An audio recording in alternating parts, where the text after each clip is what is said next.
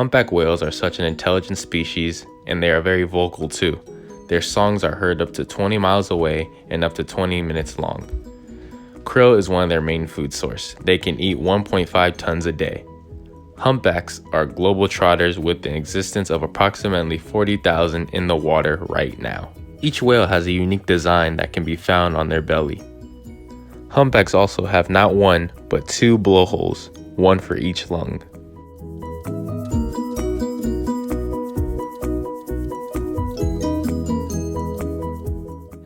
Their primarily geographic location is in the northern hemisphere. Humpback whales primarily live in the North Pacific, from the southeast Alaska waters, British Columbia Sound, seasonally in the oceans of Hawaii, Costa Rica, and in Mexico, and in California Gulfs are where they can be spotted.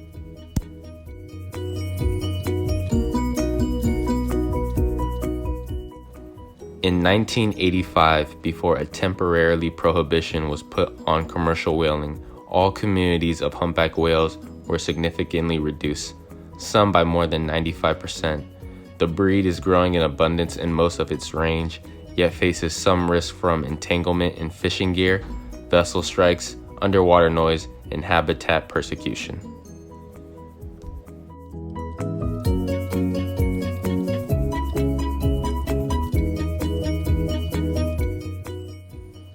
They inhabit all but the polar seas worldwide. Humpbacks love to live at the surface of the ocean. This is in both open ocean waters and shallow coastlines. If they are not migrating, they enjoy shallow waters. They move to the warm tropical waters where they can breed and head to the Arctic waters where they eat.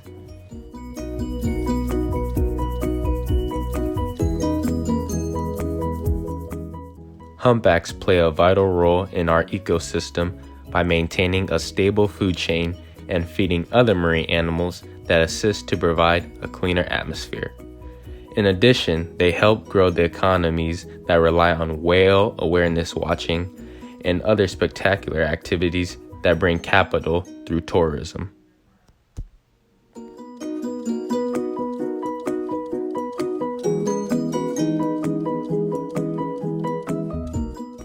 Humpback whales were annihilated by commercial fishermen whaling in the 19th and early 20th century. The international whaling ended commercial whaling of humpback whales in 1966.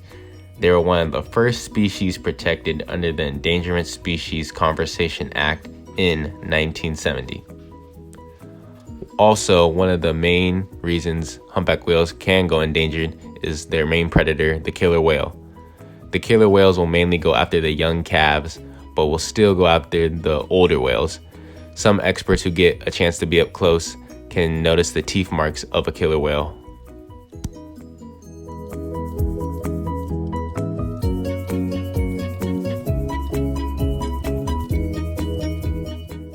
For centuries, humpback whales were hunted to the brink of extinction, but now after following a 40-year initiative to protect them from whalers, their population is finally on the rebound.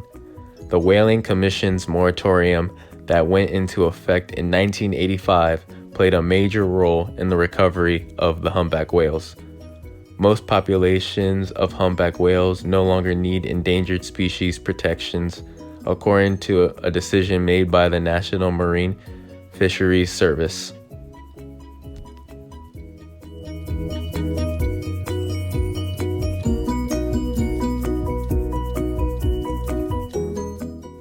Officials now say they have divided humpback whales into 14 distinct populations, and after a scientific review, they say that 9 of those populations have recovered enough that they no longer need to be considered endangered.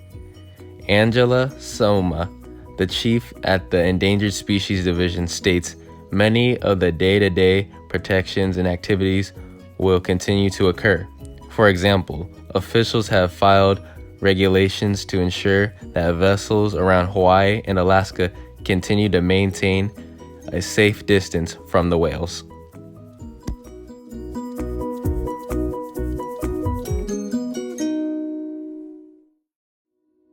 Global warming brings particular challenges to the species which face changes to the multiple environments occupied during migration.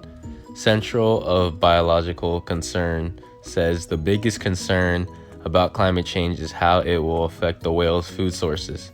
Some studies suggest that changing ocean temperatures and currents could drive the small fish and other organisms that humpback whales and other whales feed on to different regions of the ocean, meaning whales might have to change their migration patterns to keep up.